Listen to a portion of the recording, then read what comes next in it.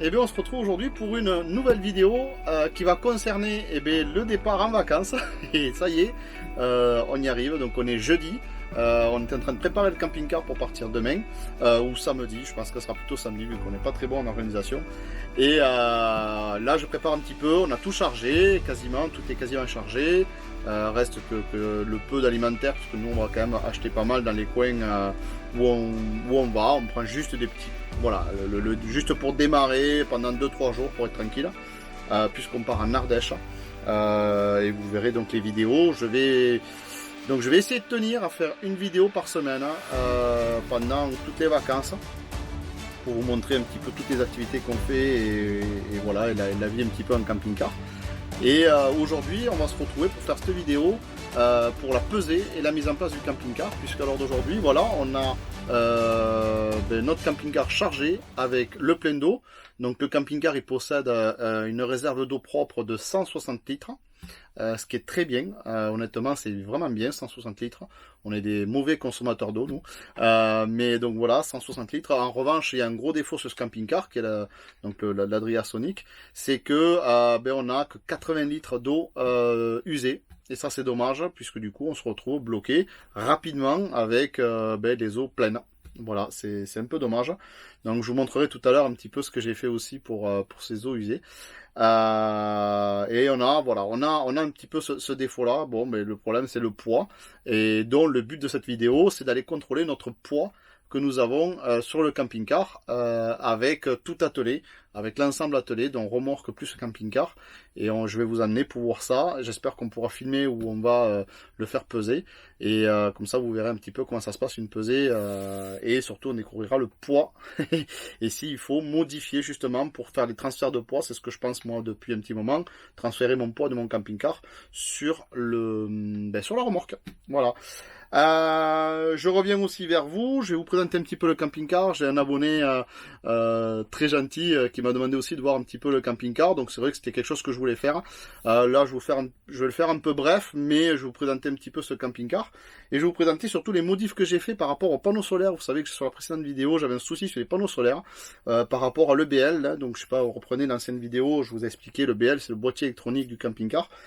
Et donc j'ai fait la modif avec mon ami Manu, qui m'a aidé parce que moi je suis une turne en électricité, j'y comprends rien, et donc je vous montre ça, voilà, vous allez voir, donc ça fonctionne super bien, hop, voilà, magnifique, donc l'Osmo Pocket c'est vraiment génial.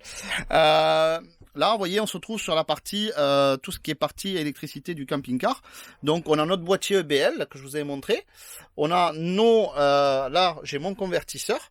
Là, on a les régulateurs MPPT, des panneaux solaires, ma batterie lithium, mon chargeur pour la batterie lithium, c'est un chargeur spécifique pour les batteries lithium, hein, ça c'est pareil, c'est spécial, c'est un voltage spécial quand on fait de la charge pour les batteries lithium, c'est-à-dire quand on se branche en 220, lui il va charger spécifiquement, vous avez vu que dessus, voilà, ça fait le zoom. Voilà. On a soit le gel, soit la GM, PB c'est le plomb, si je ne me trompe pas, et là c'est le lithium. Donc voilà, on se connaît, on peut le régler, et on règle tout ce système-là pour la différence batterie. Ça évite d'abîmer les batteries prématurément. Pour le convertisseur, là c'est un convertisseur 2000 watts, c'est un pur sinus. Donc c'est un convertisseur, c'est le V-Cline, avec une télécommande déportée que nous avons ici. Voilà. Et donc pareil, là donc on l'active quand on souhaite pour mettre le 220 dans le camping-car. Et c'est une priorité secteur qu'on appelle, donc c'est-à-dire que je m'inquiète pas de savoir si je suis branché ou pas branché. Vous savez que si vous êtes branché en 220 et qu'il n'est pas une priorité secteur, mais vous allez tout faire péter. Donc ça c'est très important quand vous achetez le convertisseur, il faut vraiment faire attention à ça. Donc voilà, c'est quelque chose qui est vraiment bien. Et donc mes panneaux solaires, mon souci que j'avais, c'était effectivement quand ma batterie moteur était chargée, ce que je vous disais, ça coupait mon régulateur. Mon régulateur est ici. Donc mon panneau solaire, ça c'est 220 watts. Si je me trompe pas, c'était 220 watts. Et nous avons le gros en 400 watts. Lui, en fait, il était relié à l'EBL, où on a ici la masse. du panneau, et on a la batterie cellule et la batterie moteur. Ce qu'on a fait en fait, c'est qu'on a dérivé les fils. Alors au lieu de mettre un bouton, le bouton il fallait le mettre par là, c'était encore un trou, ça m'embêtait un petit peu sur un camping-car neuf, ça me gêne un peu. On a fait quelque chose de tout simple, comme je suis pas censé toucher ma batterie moteur régulièrement, elle va pas se décharger, voilà, c'est vraiment au cas où. Et bien on a fait shunter carrément les fils qui arrivent directement ici. Voilà, comme du classique, hein. Mais j'ai gardé un Y, vous voyez, un petit Y ici, et qui va pouvoir se rentrer dans le BL, hop, comme ceci. Et là, je pourrais charger en même temps, du coup, ma batterie moteur si elle devait être vide. Comme elle va pas se vider régulièrement, on va pas se vider, je pense pas que ça se vide régulièrement. Là, je vais mettre un petit bouchon pour protéger le truc. Et ça sera très bien. Et voilà, je pense que c'est quelque chose de très très bien comme ça. C'est très simple, j'ai pas mis de bouton, j'ai pas fait de trou. C'était pas quelque chose que je voulais m'embêter à faire. Donc voilà, c'est plutôt bien. Voilà. Et maintenant, donc le camping-car, eh bien, comme je vous ai expliqué, il y avait donc ces 560 litres d'eau propre, 80 litres d'eau usée. On a hop, un petit frigo ici. Alors, il a l'air fin ce frigo, il a l'air très fin comme ça. Ils appellent ça les slim.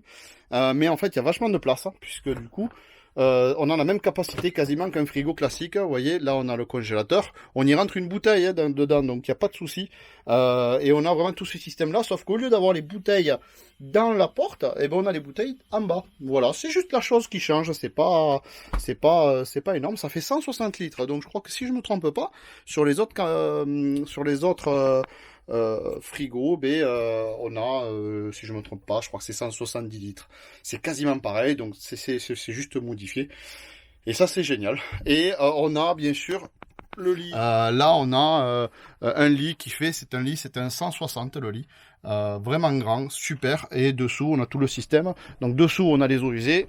Et voilà, on a des rangements. On a bien peu de rangements un peu partout. Vous voyez, et dessous, on a vraiment les cuves d'eau usée qui sont juste dessous, qu'on peut régler si on roule ou pas. Ça nous permet de rouler normalement. On est censé rouler avec 20 litres d'eau. Là, j'ai fait le plein et je vais voir comment on roule avec cette capacité d'eau pleine. Mais à mon avis, on va être en surpoids, je pense. Ça, c'est quasiment sûr. Ici, on a le lit, hop, qui est électrique. Voilà, un petit lit qui descend électrique, c'est génial. Donc il faut abaisser les deux fauteuils, c'est obligatoire. Voilà, je vais pas vous le baisser parce que c'est juste pour vous montrer un petit peu à la vidéo. Voilà, et c'est un lit quand même qui est en 140, donc c'est quand même un superbe lit. Vraiment, il est très grand. Les matelas sont assez épais et moelleux. Ça, c'est vraiment pareil. Je trouve que c'était... En fait, Adrien, je trouve que c'est quand même pas mal fini. Je sais que mon ami Manu va faire la tête parce que lui, c'est Detlef, bien sûr. Mais en aucun cas, on place bien sûr les marques. Mais c'est juste une guéguerre que nous avons. C'est vraiment... voilà, c'était vraiment... moi, je trouve que c'est vraiment bien. Donc, je vais vous montrer aussi la soute, qui est très très grande. Donc, voilà un petit peu la soute. Donc franchement, la soute, elle est super grande. Vous voyez, on peut vraiment rentrer. Alors moi là-bas, j'ai fait un deuxième étage, comme ça dessous, je mets les cales, etc. Et dessus, je peux aussi rajouter d'autres choses, ce qui permet d'avoir une place. Là, j'avais fait faire un meuble. Enfin, j'avais fait un meuble, voilà, qui était pour ranger un petit peu tout. Ça permettait d'agrandir et de laisser l'espace libre au milieu pour mettre pas mal de choses. Ce que je voulais vous montrer, donc moi je suis assez feignant, j'avoue, sur tout ce que je fais. Enfin, en tout cas, j'essaye d'être un peu feignant, mais j'ai derrière le camping-car, donc on a les eaux usées, et je vais vous montrer ce qu'on a fait. Bon, c'est pas mon idée, hein, bien sûr, encore une fois, c'est pas mon idée. J'écoute beaucoup les gens qui connaissent là-dedans, et là, je vais vous montrer. On retrouve un petit bouton qui est juste là. Et bien ce bouton, en fait, il est relié à une vanne électrique. Donc je vous montre comment ça marche. Voilà. Donc là, je ne sais pas si vous voyez la vanne électrique. C'est une vanne électrique que j'ai mis avec une petite caméra au-dessus, juste ici. Voilà. Et cette caméra va permettre, si vous voulez, de le voir sur le téléphone. Et regardez, là, je vous mets la copie d'écran sur le téléphone. Je vois exactement où l'eau tombe. Et donc ça, c'est super. Voilà, c'est quelque chose, on ne s'embête pas. Souvent, les grilles, on tombe à côté, avant, à côté. Et si vous voulez, en plus, des fois, ça coule partout. C'est dégueulasse. Moi, des fois, je suis le premier à râler parce que quand on y marche dedans, c'est pas terrible. Là, j'ai vraiment quelque chose où je peux vraiment vidanger. Oui, c'est feignant. Je le reconnais, il n'y a pas de souci. Mais c'est super. Allez, donc là je charge vite fait ma remorque, je la récupère parce que je l'ai dans un hangar et je vous amène pour faire la pesée. Et on fera un petit débriefing à la fin un petit peu du tour du camping-car, ce qui reste à voir sur la suite. Allez, c'est parti.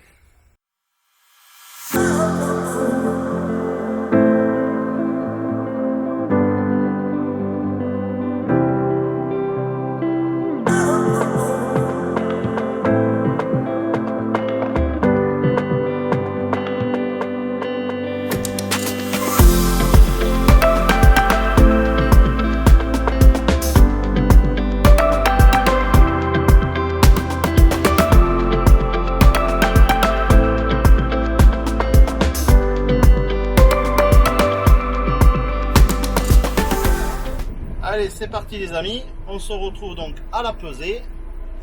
Et donc on va monter sur la balance. Allez, je vous montre ça.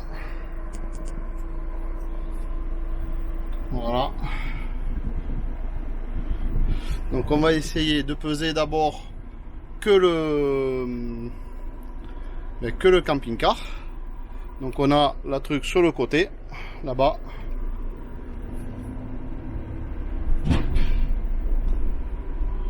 Donc là, on est 1,5 tonne sur l'essieu avant.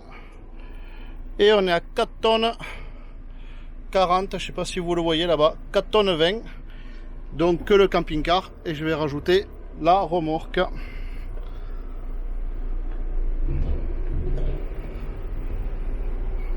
Voilà. Donc là, on a un ensemble pesé. On est à 5 tonnes 180, je sais pas si vous le voyez là-bas au fond. Je vais essayer de vous le prendre en photo, mais voilà, 5 tonnes 180. Ouais, ça fait beaucoup, hein. Ça fait beaucoup. Ça fait vraiment beaucoup. Allez, c'est parti, on se retrouve tout à l'heure pour la suite.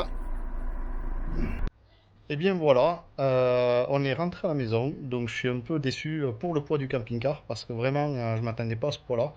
500 kg, ça fait beaucoup. Je pense que j'arriverai pas trop à réduire malgré tout, parce que bon, voilà, c'est les panneaux solaires, le store, l'eau, tout ça fait que ça fait beaucoup.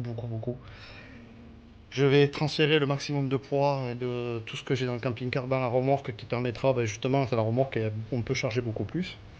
Et donc on verra bien un peu ce que ça va donner, je vous ferai un petit retour un peu plus tard. Maintenant on est un peu pressé à partir puisque là je pars demain, donc là on est jeudi quand je vous le filme. Mais moi je pars vendredi, donc c'est le 30. Et là j'ai tout à faire, j'ai tout à charger, j'ai des trottinettes, donc je vais vous faire un petit tour sur les trottinettes. C'est le moyen de transport que j'ai à l'heure d'aujourd'hui qui nous sert à bouger un peu partout. Et ça, je voulais vous les présenter. Si vous voulez vraiment, je vous ferai vraiment une vidéo destinée qu'aux trottinettes. C'est vraiment génial. Regardez, c'est des engins qui sont fabuleux. Voilà, c'est des machines qui sont vraiment prévues pour faire de la route. On peut faire avec la première vraiment de la route et du tout-terrain. On a une autonomie à peu près de 70 km. On a une machine qui est assurée, donc celle-là elle est bien assurée, elle respecte les conditions de la route. Nous avons une autre machine qui nous sert vraiment pour faire aussi que du long trajet. On ne va pas aller forcément dans les bois, c'est plutôt une machine pour aller faire du kilomètre. On est à 100 km d'autonomie, 120 km, tout dépend comment on va l'utiliser.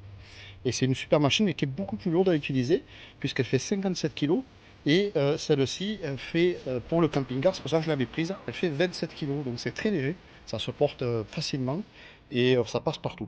Et on en a une autre, bon voilà, celle-là un peu plus pour les DG, hein, c'est plus pour les dames. Où là on a une machine qui doit faire à peu près dans les 20 kg, qui a une autonomie de double autonomie avec un câble qu'on a sorti qui est par ici, vous voyez, et où on peut brancher une deuxième batterie, et pareil on est à 60 km d'autonomie.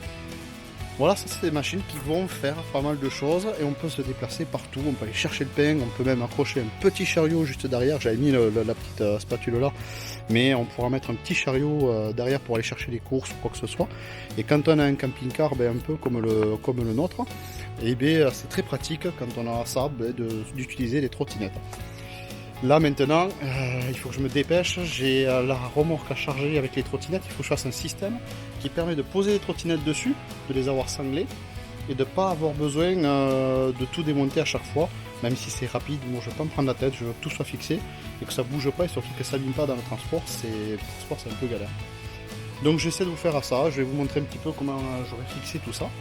Et je pense que la vidéo touche à sa fin et on se retrouvera donc sur une prochaine vidéo où je serai déjà parti du coup. On sera en Ardèche, je vous ferai visiter un petit peu l'Ardèche et on va se régaler parce qu'il y a vraiment une activité qui me tient à cœur, qui vous allez voir c'est super sympa. Je pense que ça va être un bon moment et donc je vous montrerai tout ça. Voilà, allez, je vous dis à très bientôt les amis, merci de vous être abonnés, vous êtes nombreux à vous être abonnés, j'ai pas sorti beaucoup de vidéos. Et vous êtes déjà nombreux à me suivre. Merci vraiment à tous de votre soutien. Continuez à nous abonner. Laissez-moi des commentaires si vous voulez des infos sur les trottinettes. N'hésitez pas, j'y réponds vraiment un par un. Je les lis tous.